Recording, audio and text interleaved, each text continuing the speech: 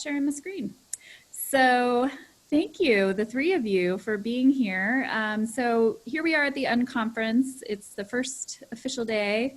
And one of the biggest things that we wanted to be able to do here is have conversations with smart folks such as yourselves and just really share craft thoughts, share stories about our own journeys as writers, and just give everyone who's listening the opportunity to get to know you better, but also kind of feel like they're in a community of other writers who are talking craft and talking about the important stuff. So I am excited to have you here. And I want to start by, I'm going to read your bios because this is a big group and a big meeting, but I want to say that everybody should know that they can absolutely go to the website and you'll get all of our presenters' bios. But then also we have our official bookseller is Book People, a wonderful indie bookstore here in Austin. We have a lot of great indie bookstores here in Austin, but Book People has a dedicated page for the Unconference. So you're going to find anything you could possibly find up on that page, and especially, you're not going to find anything you could possibly find. You're going to find books. You're going to find the books of the panelists and the presenters who are with us today. And so please go check it out and buy some books. So let's get this conversation started. John Pipkin is the director of the undergraduate creative writing program at UT Austin. His first novel, Woods Burner, won the New York Center for Fiction First Novel Prize, the Massachusetts Center for the Book Novel Prize, and the Texas Institute of Letters Stephen Turner Prize. His second novel, The Blind Astronomer's Daughter, was named Book of the Month by the London Times. John has received fellowships from MacDowell, Yaddo, and Dobie Paisano, and he is currently completing a novel about the Tour de France during World War II. So please, in your chat box, give it up with a lot of just clap, clap, clap, clap, claps for John Pipkin. Where did he go? Let me also say, if you are not one of our panelists today, please turn your video off so that we don't see you. Thank you so much. Okay, so next up, I want to say that, did John disappear or is it just me? Yeah, I don't see him. He was like, forget this. I'm out of here. That's not our John. That's a different John. All right, I'm going to let John find himself and hop back on, and I'm going to move on in alphabetical order. Richard Z. Santos is the author of the novel Trust Me, a wonderful novel that just came out last month. Am I right, Richard? What month? March. Oh my gosh. End of March. Yeah. Either a decade or a day ago. Is the author of the novel Trust Me. He has an MFA from Texas State University. His fiction, essays, and poetry have appeared in multiple publications, including the Morning News, the Texas Observer, the San Antonio Express News, the Rumpus, and many more. He is a regular reviewer and features writer for Kirkus Reviews. Authors he has interviewed include David Mitchell, Sandra Cisneros, James McBride, Daniel Arison, Kevin Powers, and others. He moderates panels for the Writers League and the Texas Book Festival. And he's also been known to judge a category or two, maybe, in one of our most beloved contests. Please welcome Richard Santos. Yay, clap, clap, clap. All right, and then last but certainly not least, Stacey Swann's debut novel, Olympus, Texas, is forthcoming from Doubleday in 2021. Right, Stacey? Her short fiction has appeared in Epoch, Memorious, Versal, and other journals. She's one of the founding editors, am I right, of American Short Fiction? Actually, not founding, but an editor. It was founded by UT way back in the 90s. Oh, forget that. She basically created American short fiction from nothing. From scratch. And is just an all-around amazing person. So please welcome Stacey Swann, everyone. Yay! All right, guys. So no pressure, but you are representing all fiction writers everywhere. So let's get to it. And I think initially what I'd love to say or ask each of you to talk about a little bit is just how you came to writing. And, you know, I know often we write as children and there are different moments in our childhood, but I think what I really want to know is when we talk about fiction and we talk about writing not just for pleasure but with the aspiration of publishing, where did that come from for each of you? And I am going to start where I started with the bios for this first question. So I'm going to start with John Pipkin. Okay, thanks. Oh, and I just want to say my power keeps blinking out here at home. So when I disappeared during your bio, I wasn't, trying to be rude, but I was redoing everything. So if I suddenly disappear, there's a tree or something that must be dipping down on power lines. It's in John's contract with us that he can't be on screen when we're talking about other people. So he disappears. That's right. Yeah. Okay. Tell us. Yeah, I don't know. I think I, maybe took an unusual route in that I had always wanted to be a writer, but for some reason thought that the shortest path to becoming a writer was not actually sitting down and writing and or pursuing an MFA, but pursuing a PhD in literary studies instead. And so I actually sort of kind of postponed this desire to be a writer for quite a while as I was building an academic career. And then once I had finished my literary studies, that's when I began really pursuing writing more earnestly. And I've always been attracted to historical subjects and topics that have been overlooked or sort of obscure ideas in the historical record. And that's really what serves as sort of the architecture of the stories that I write, is trying to explore those events that people have either never heard of or haven't thought about in certain contexts, and looking for ways in which these various events connect to other events and also are relevant to our contemporary world. And I'm definitely gonna ask you more about that in a little bit when we get into the bigger discussion. Thank you, John, and thanks for being here.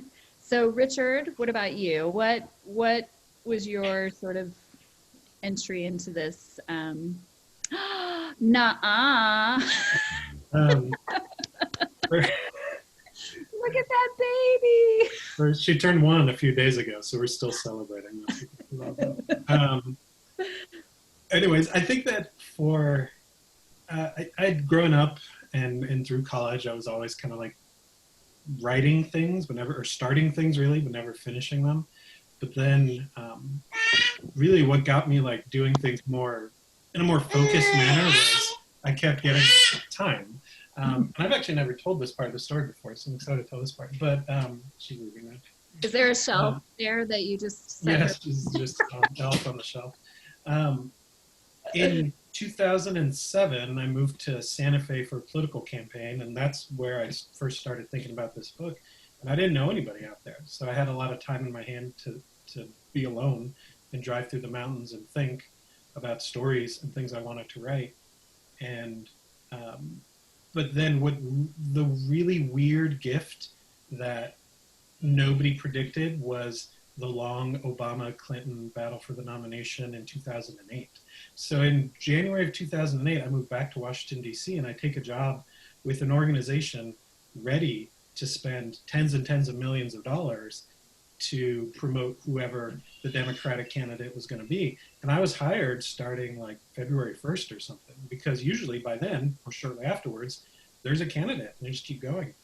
But those of y'all that remember, right, Obama and Clinton just kept like slugging it out, and like just nobody could really take a lead, and it just kept going and going and going. So we as an organization were sitting around with not much to do, literally not much to do. Run a few focus groups, work for some stuff for the candidates like farther down the ballot. But I found myself in the middle of the day with kind of like hours and hours to where I could think, and where I had a computer to myself and I started drafting stories, and that was the first time where I really was able to complete short stories that I thought were good. And it was totally unexpected and totally not what the funders of that organization wanted me to be doing with my time, but there was nothing else to do. So that was your first paid writing job. More or less, yeah. And I think I needed it. I needed that time, and I needed that lack of pressure. And then I started looking at MFA programs and went on from there. Thank you. All right, Stacey Swann. So I had written some, in my teens and early 20s, but I was in my mid to going into late 20s in Austin. And I think I never really thought I could be a writer. Like, I just didn't believe that was like something that I had the innate creativity for, I guess. But I reached a point where I couldn't get a job that I liked without probably going back to grad school, because I just had an English undergrad major from UT. And so I started looking at practical things like the School of Social Work and the School of Library Science. And then I realized that if I didn't get my MFA then in that moment, that I wouldn't get it probably. And I thought, well, if I'm going to go back to school, I should probably do the thing that I really want to do. And then once I got into Texas State, I think that just changed my mindset. And I felt like I had the permission at that point to be a writer. And so just kept focusing on that after that. Yeah, that's definitely something that's come up, just that idea of when you can call yourself writer and how long it can take, and what we sort of our preconceived ideas of what it means to be a writer, right? And sometimes people assume it's having books on a shelf, but actually it's not, right? I need a new backdrop, right? Or I'm just going to keep getting a right. black. Maybe it's just owning every book in the universe and having it in your office in a corner for everyone to see. All right. So, this is our general fiction session. I think a lot of the folks in it are probably going to go into other genre sessions throughout the day and tomorrow, because there's certainly so many subcategories within the larger fiction umbrella. But I also think that folks who are here who truly identify with just, fiction, wrestle with often how you talk about your stories, because if your stories aren't genre, if you're not saying words like science fiction, fantasy, romance, mystery, how do you talk about your fiction in a way that it helps folks understand what it is you're writing, I guess is what I'm saying. So, and I know each of you probably do use some of those terms as you're talking about different stories that you've written, but I guess my question to each of you is, for the folks in the room, how do you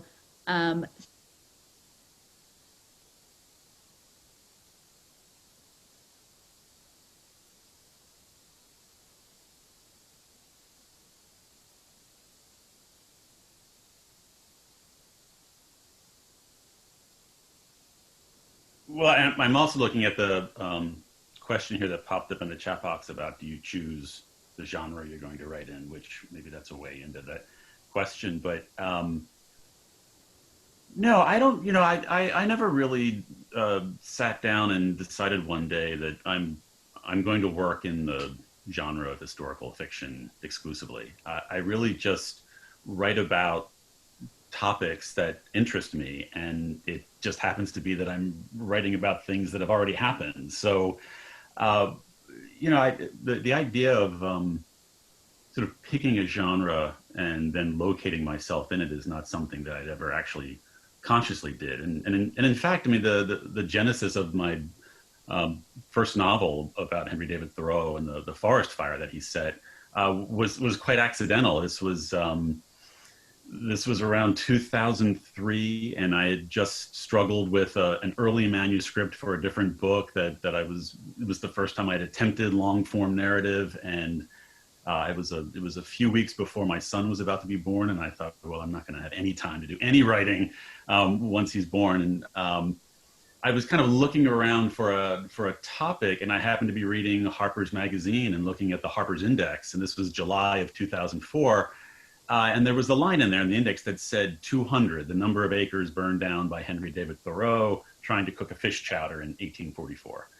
And I thought, well, that's really interesting. I studied Thoreau. I've never heard of that particular episode in his life. And this had happened right at the moment before he was about to become Henry David Thoreau. He hadn't published anything yet. He hadn't really had much of a reputation yet.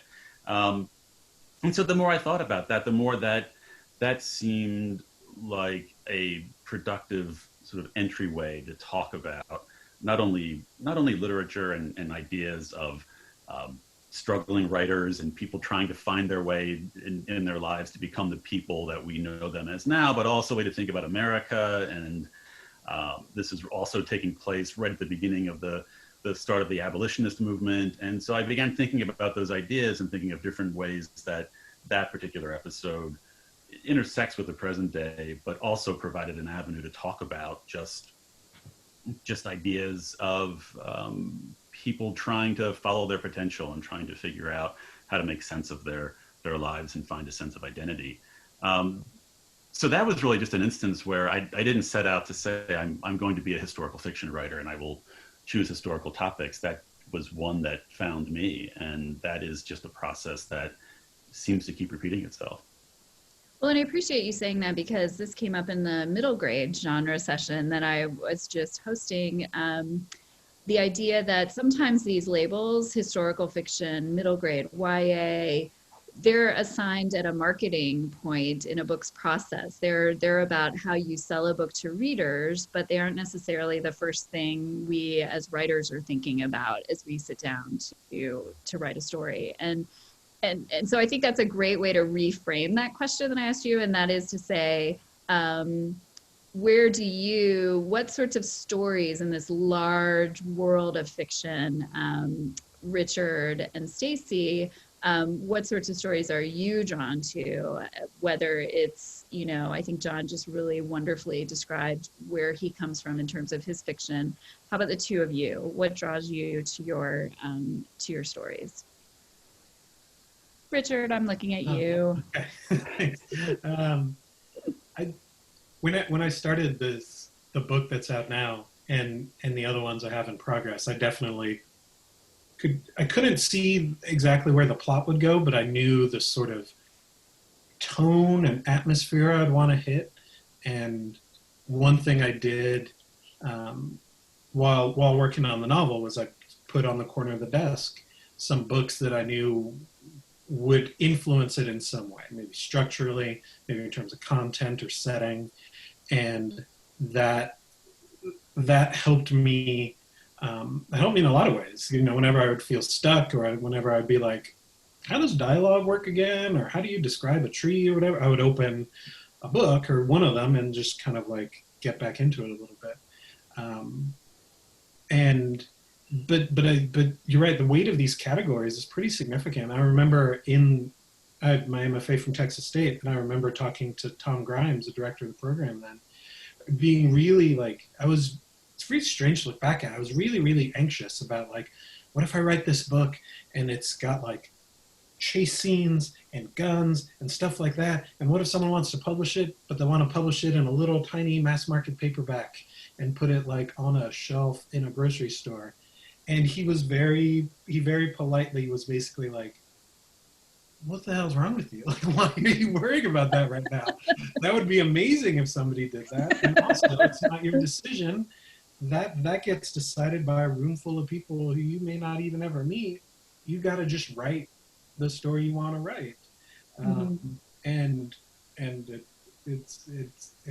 sounds like very obvious advice now, but I really needed to hear it at the time.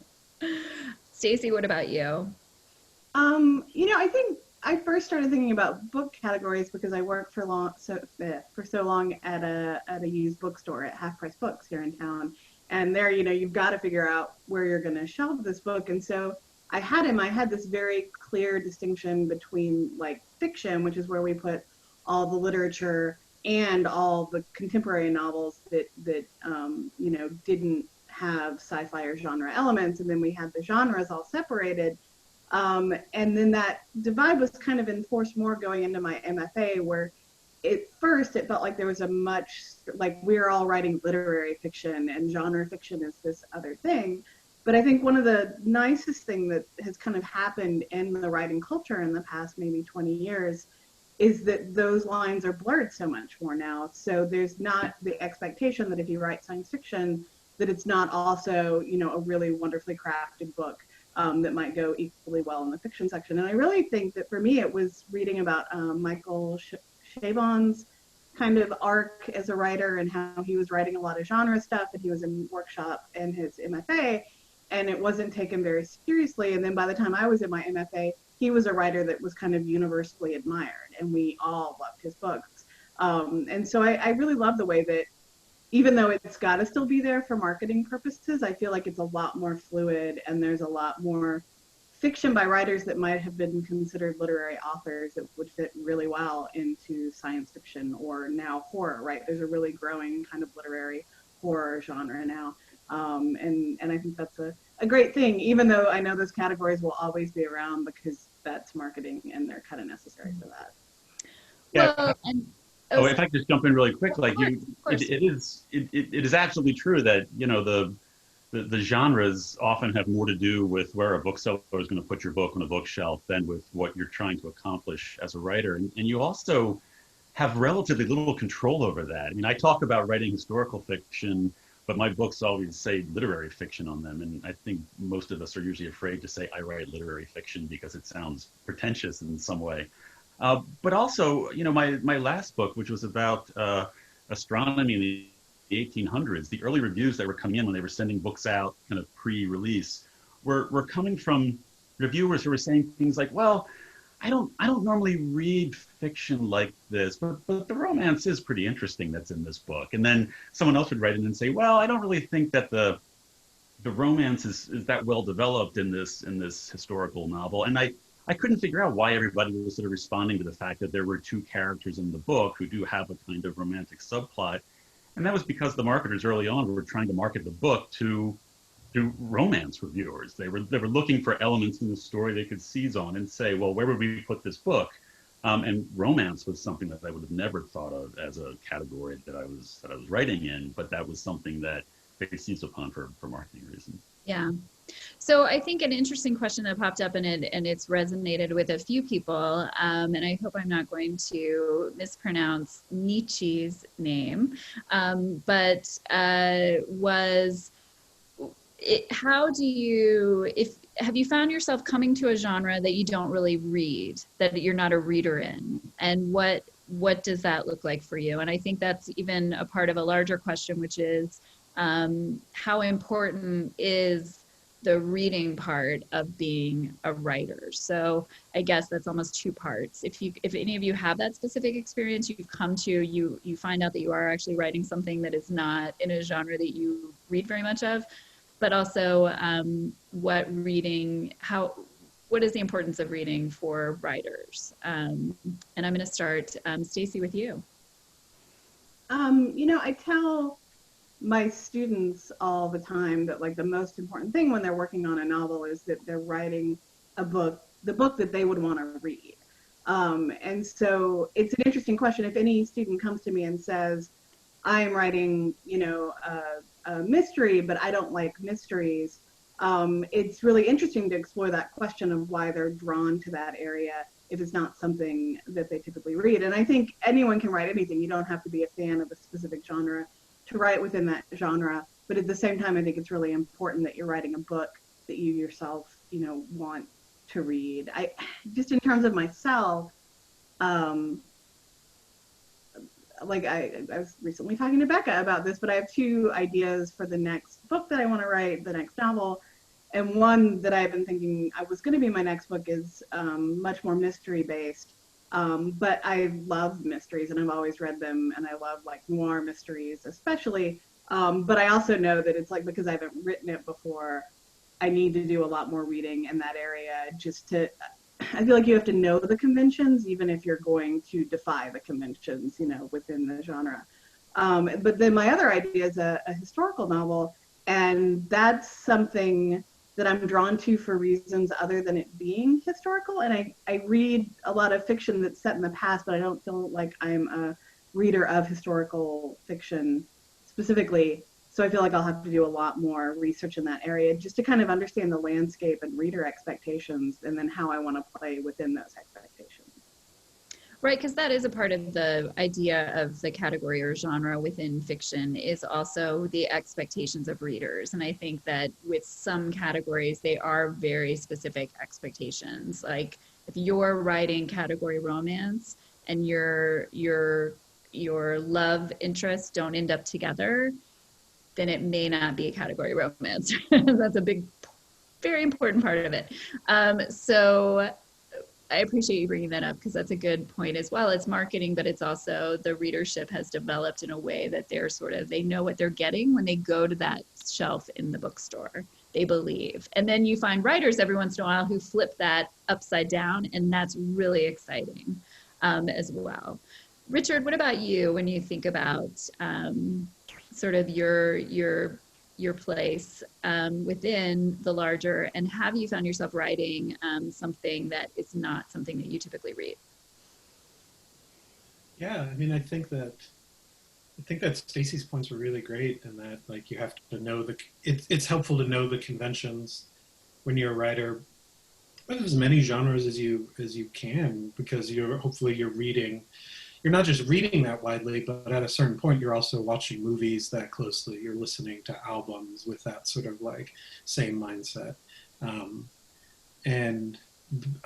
Maybe to bring it back to Nietzsche's question about romance, specifically, maybe there may be also something to be said for not fully immersing yourself in that genre. That way you're not repeating kind of stuff that keeps happening over and over again.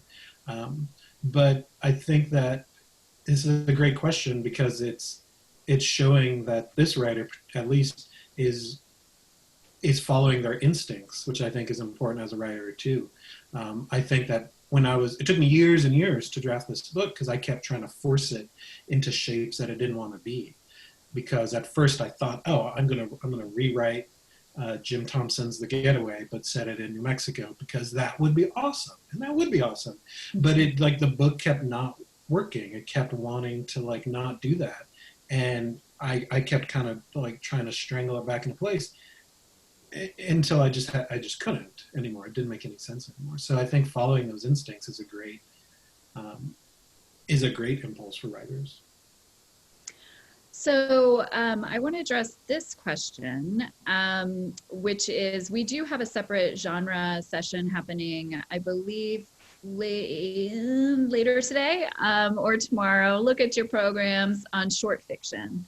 But I do think it's a great question to ask, which is for those of you who, and I think this is true for all of you, but I could be wrong, who started, and especially if you go through the MFA process with short fiction, what was that like to evolve into writing novel length? Because, some of us might think, oh, how much harder can that be? It's just making it a little longer.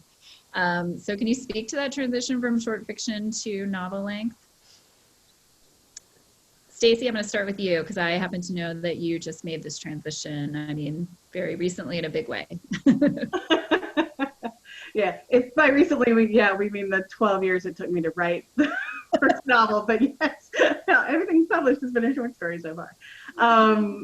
It's interesting. It's like I do see a great value in kind of starting with short fiction if you're new to writing and not quite sure of the craft elements, because some of the stuff is the same in both, right? Like dialogue is the same in both. Learning how to, juggle exposition, summary, scene, all those things. And it's so much easier to revise a short story, like so much easier than a novel, that you get to get your feet wet and all those craft elements, and you can have a thing that feels complete because it's so much shorter.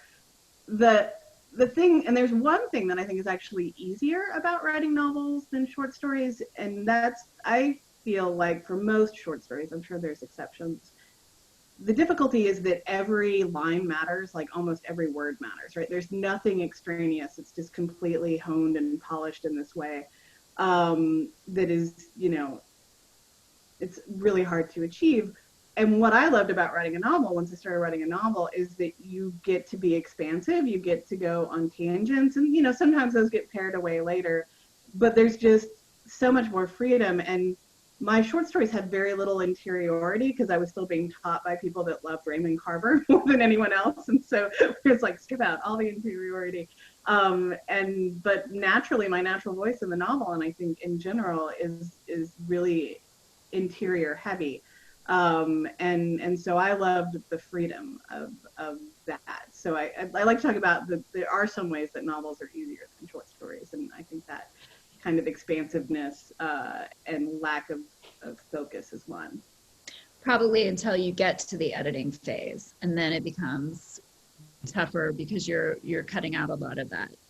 Yeah, you definitely are. You definitely are. But there's just, even with all that and all the editing, I just feel like there's a lot more room to breathe in a novel. And it gives you, I don't know, I think it makes you take more risks as you're writing a novel because you feel like you have this extra room to play maybe that you don't, at least in a traditional short story. So do either of you have anything you want to add to that? I think I'd be happy to hear you, or just go on to the next set of questions. Richard or John? I mean, I will say that I think the rise of the MFA program, like short stories are easier, right? Like, I can read 2 or 3 classmates' short stories a week, and how long does that take? But novels is so much harder, and so it kind of like people get channeled into that. I think that my like the biggest lessons I've learned when it comes to writing are all about story structure, about making sure there is an actual story, make sure there's an actual plot. I think most writers go through this stage of, your first short story is guys in a coffee shop, right? Or like people ruminating on important emotional things. And then it's slowly, I feel like I'm projecting on a lot of writers right then, but I've also read a lot of these stories too. And then it's about building in story. It's about building in plot and action and event, which is so like scary at first. So, if you're willing to learn that by writing 60,000 words of a novel that you realize you have to throw away because not much happens, or you have to reboot it or something, if that's too scary and you want to write 10 6,000 word stories instead, that's great. But I don't think there's not one path that's required. And I'm glad that you brought up MFA programs, because I do think for fiction especially, this is I would love to hear how you guys answer this question, which is, not everybody, certainly not everybody, in fact, only a small percentage of writers are doing MFA, are going to go through the MFA program, right? But we often hear this, those of us who haven't done an MFA feel a little, some of us, maybe I'm projecting now, a little like, not lesser, but sort of, okay, I'm not legitimate because I haven't gotten this degree, this master's. So can you 3 talk just a bit about the ways that you find writers who haven't done MFAs, and MFAs are wonderful and valuable programs, but for those who haven't done them, what ways you see writers getting some of that experience in the world without going through that process? So maybe giving folks some ideas of how they can find some of that same experience in the real world, I guess. Is that a tough question, or is it a really easy question? I imagine it's an easy question to answer, but I'm going to let you guys do it. And I'm going to let John Pipkin start. Oh, thanks. Well, as I was saying, I didn't pursue an MFA. I went the PhD route. So, in some ways, that perhaps gave me that experience of just the discipline of sitting down and writing articles and writing a dissertation. But actually, for me, the process when I first began writing fiction was to unlearn how to write a dissertation. The first stuff that I wrote that was fiction looked like someone who had just written a dissertation now trying to write fictional narrative, because it was so like, heavy with ideas and, reflections and things. But I really think that, this is to overstate the obvious, that learning to write is a process, and it's difficult to figure out how, as Richard's saying, how you structure a story. And it's perhaps a little bit easier or manageable if you're beginning with writing short stories, because you can see where things are going well or where things are going wrong, as opposed to, say, jumping right into a novel, which is what I did. And so I spent a couple of years writing that early novel manuscript, which I then threw aside. But that was my own personal MFA program. Like, that's how I was teaching myself to figure out how to write fiction, but doing it in long form. And I'm not quite sure like there's any shortcut for that. You can do it over a period of time where you're struggling with short stories and doing it perhaps in a more manageable way, or jumping in and just trying to write long form narrative and learning along the way. What's that? Did you have a critique group or a critique partner? Did you share pages with anyone at those early stages? I don't. I prefer to write everything until I get it to the point, because I like to have the freedom to make mistakes that I need to make. And it's not that I'm worried about showing people things that aren't ready to be seen yet, but I feel like you have to have, or at least I do, the freedom to go down dead ends and make mistakes and sort of learn from what isn't working before someone says, oh, I wouldn't do this, or this isn't working right here, so stop doing this. So I tend to just work in solitude until I feel like I've got something at a stage that's ready to show. But as far as finding ways to learn how to write if you're doing it outside of an MFA program, I got involved in the Writers League, not to put a shameless plug in, but that's where I built that. Can you tell us more about that? Sure, that's right. That's where I built my community. One of the first people to read my work was Amanda Ear Ward, and I only got to know her through the Writers League of Texas, and built that.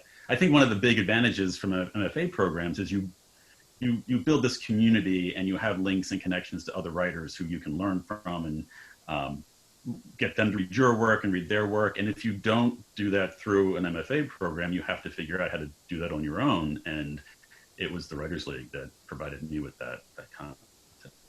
Well, and I love somebody mentioned the Stanford program that I know, Stacey, you have taught at, and that there are. So I think that's what I was getting at, was I wanted you guys as writers to say some things to the folks in the room who are not necessarily, who don't have an MFA, to help them sort of think about the ways that they are actually getting the sort of valuable knowledge that they need, just not through a specific program like that. Richard or Stacey, do you have anything to add to this part of the conversation?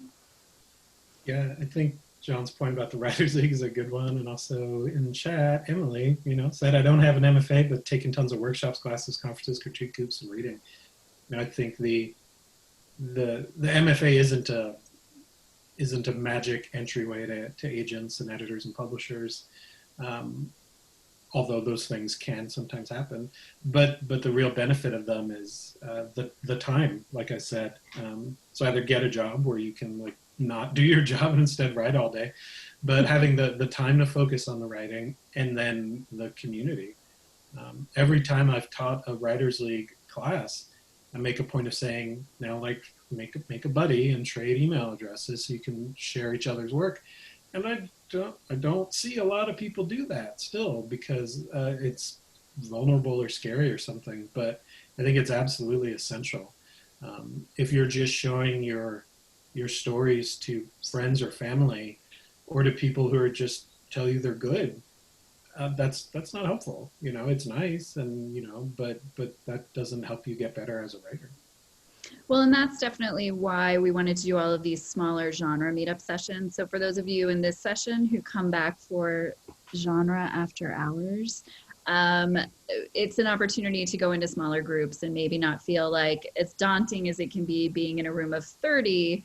You'll be in a room with 3 or 4 people, and maybe we can help make some of those connections for you. I want to talk, we have about 10 minutes left, so I just want to talk about craft. So we have a panel that's happening later this afternoon called the Writer's Toolbox, which I think is going to be really interesting to hear about some of the things that writers use to approach different aspects of the craft. But I think since we have three geniuses here talking about fiction specifically, I would love to hear what, if you think about your toolbox as a writer, what is, for all the folks in the room, the number one tool that you want them to be thinking about? Might be helpful to them. Maybe some of them are already using it. And I mean tools, it could be, Emily just said Scrivener. It could be a literal tool like that, a piece of software, or it could be, you know, someone told me early on, every day take a walk before I sit down and write, or what have you. What is that one or two, I'm not going to hold you back, tool that you'd like to offer to the folks here today? And I'm going to start with Stacey. You know, I think for me, and I'm thankful this hasn't been a problem the past few years, but for the longest time, the biggest problem for me was just the difficulty of sitting down to write. Like, I had a lot of emotional baggage around the issue of writing. And the biggest thing in my toolbox that helped me for many years was, I think it's Julia Cameron, right? This idea of Mourning Pages, but I didn't do them in the morning. But Mourning Pages are, you sit down in the morning and you write 3 pages longhand, and you're just dumping everything out of your brain, kind of, just to kind of loosen up. And I would do those before any writing session that I was sitting down. You know, if I was working on a short story for workshop or any of those things, that I would just sit down and allow myself to kind of dump out all my fears and worries and the other things I thought I had to do that day. And, you know, all the things that are cluttering up your head before you sit down.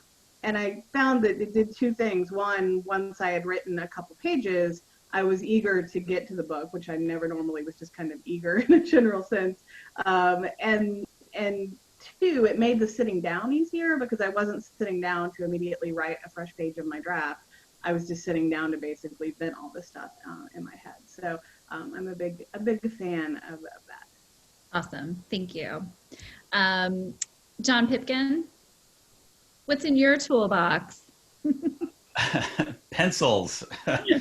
You know, lately I've become a big proponent of writing by hand. And having this may sound a little silly, but having dedicated physical materials that you only use when you're working on your fiction. And my first 2 novels I wrote at a computer, and like everybody else, and I found that it became increasingly more difficult as more and more of our lives are going online, especially now that you have this same, you know, space you're sitting down in, that you've been checking email and paying bills and, you know, doing your work, and you're Zooming, and then you sit down to write creatively, and the same greasy fingerprints from all your other activities are still there on the keyboard. And so a couple of years ago, I just wanted to create a different place that I would go to, and so I you know, bought specific kinds of notebooks and, you know, certain mechanical pencils that I liked that had some weight to them. So when I would sit down to write with those materials, I knew that that's all I'm going to be doing is working on the novel. That's what that space is for. So I strongly recommend giving it a try if you haven't. The novel I just finished, I wrote entirely by hand, and it actually went a lot faster than typing on the keyboard, because it announced itself as a draft, and I just kept going. What do you do to make sure, you know, with the computer, you hit save? What do you do? Like those pages, are they, do you photocopy them? Do you scan them in? Like what? This is making me very nervous for you and a windy day. Well, you know, at first I actually did, but if I was going to take a trip somewhere and do a research trip, I photocopied everything and left the copy at home. I sort of stopped doing that after a while. I was a little bit paranoid at first, and just took the risk of hoping that I didn't leave a notebook somewhere, or, you know, there wasn't a fire or something like that. Okay. That's not a very satisfying answer. Richard, how about you? What's in your toolbox? Well, I will say that the one thing that both Stacey and John's response have in common is it's all just about routine. and structure, which is so helpful, but also the hardest to get. You know, like it's really easy to say, just wake up at 6 and write for 2 hours, but real life makes that a lot harder. But that's why writers have to figure out their own way that actually makes sense. You know, maybe 6 a.m. is ridiculous, and maybe it's just 20 minutes here, 20 minutes there. But if they're the same 20 minutes, then that really will start to compound, and then it just takes time. Which really, like all of the tools that kept coming up to me, I realized are they're not like immediate returns on investment, right? They're patterns that I think eventually make things easier, just like you would when learning any other skill, you know. But like for example, the thing I wanted to say was paying attention to movies and, you know, reading screenplays if you can, or if you have the time. But even when you're just watching movies or even TV shows, this is even easier. Like look at how the story is like stitched together, and not just enjoying it, but I think writers at a certain point really start tuning into, like really trying to understand why that scene was after that scene, or like, oh yeah, that's why we saw the newspaper earlier, so that it made sense when the person reads the newspaper later. We know that they're a newspaper reader and they discovered the big secret or whatever. Movies, even the most like complex movies, are pretty transparent about this stuff. And even the greatest TV shows, they're still very, very, very like structured. And internalizing some of that structure, I don't think it like simplifies your writing necessarily, but I think it can help you like understand the scaffolding of writing, of narrative. So we have a few minutes left, and I know, Stacey, you mentioned Julia Cameron, and I think that I would love to just hear, and Richard, you alluded earlier to when you were writing your novel that you had books on the corner of your desk that sort of reminded you about structure and helped you thinking about those important aspects of your craft. So would you guys just share what, if any books that you would recommend? And they can be books in terms of, you know, really craft books, or they can be, hey, when I read, you know, X novel, it really showed me how to, it made me realize I needed to completely rethink dialogue, you know. Like, are there some, I'm putting you on the spot, of course, which is, you know, what we like to do here at the Writers League of Texas, but if there are specific books that you want to mention in these last few minutes, I think that could be helpful for folks. And Mia, our wonderful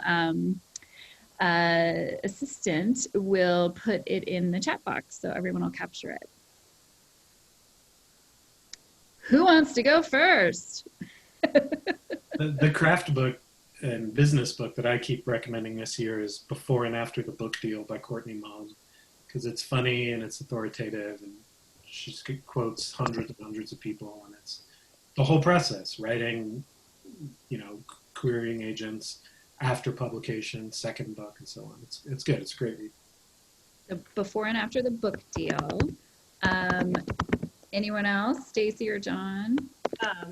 Yeah, I had just bought that book that Richard mentioned, and I'm curious to read it. I do feel like as writers, so much of that business publishing side feels mysterious and hidden, and so I love that more of those are coming out. And I know Layla Sales has also done a great class with the Writers League that really demystifies that stuff too. I have one kind of geeky reference book that I think I picked up because Austin Kleon had recommended it. It's this big fat thing. It's Synonym Finder by Rodale. And I know that this, like, most teachers will look at the thesaurus and like freak out, because the last thing you want are your students going to the thesaurus and just randomly finding worse words and fancier words to clutter up their prose with. But I'm revising, doing the kind of last stages of revision right now. And right now I'm working on, I reuse the same words over and over again. I have my pet words that go up all the time. And so I'll find these words and I know I need a different way to say it. And there's something about this more than a regular thesaurus. They just list so many. And you look at all these different words you could use instead of the word that you want to replace. And you're able to think about what the connotations of each mean and like why one works better than the other. So it's not randomly picking a fancier word, but kind of honing in on what's the exact connotation for that sentence that you want. And yeah, I've just found it really, really, it makes me happy. I pull it out and it's tactile because it's not online, you know, it's this big fat book. So anyway, yeah, I really appreciate the synonym finder by Rodale. It's also probably really good for wasting time and just browsing. Like, just you could probably derail your writing for quite a while with the cinnamon finder. Synonym, not cinnamon. John, you got our last minute here. What would you recommend? I'll be quick. You know, there are 3 short story collections that I keep coming back to. That's just sort of reaching back quite a few years, but I keep coming back to them in my classes because the stories just they teach so well for giving students a model to try to imitate in terms of structure. And one is Ron Rash's collection, Chemistry and Other Stories. There's Jhumpa Lahiri's Interpreter of Maladies, and Andrea Barrett's Ship Fever. And one of the things I like about the stories in all these collections is that they work very well pedagogically in the class to say, look, here, when you dig beneath the surface, you can identify here are the structural elements and the component parts that make this story function as a story. And those are stories that I just keep coming back to semester after semester. Thank you. So I want to say a couple quick things. Thank you so much to the 3 of you for being here. We really appreciate your time and just being able to listen to you talk about your process has been really great for me personally. So hopefully for other folks too. I want to say there's been a lot of talk in the chat about finding writing groups and such, and I don't want Nietzsche to feel like she is now suddenly the Unconference's writing group coordinator. So I will say that please go to the genre meetups, guys. Please come back tonight to the genre after hours where you will get to chat with myself, which I know is your dream, but more importantly, John Pipkin, Stacey Swann, maybe Richard, we don't know, but that sweet little baby isn't going to like be adorable by herself. So you probably are busy, but also I'll say that, you know, it's an open bar, so why wouldn't you be there? And that's going to be a great way for you to facilitate some meetups, also going to some of these other genre meetups and meeting people in the breakout rooms. And then finally, we're figuring out if there's a way for us to connect you in other ways. So we're going to do our best to make sure you can meet each other.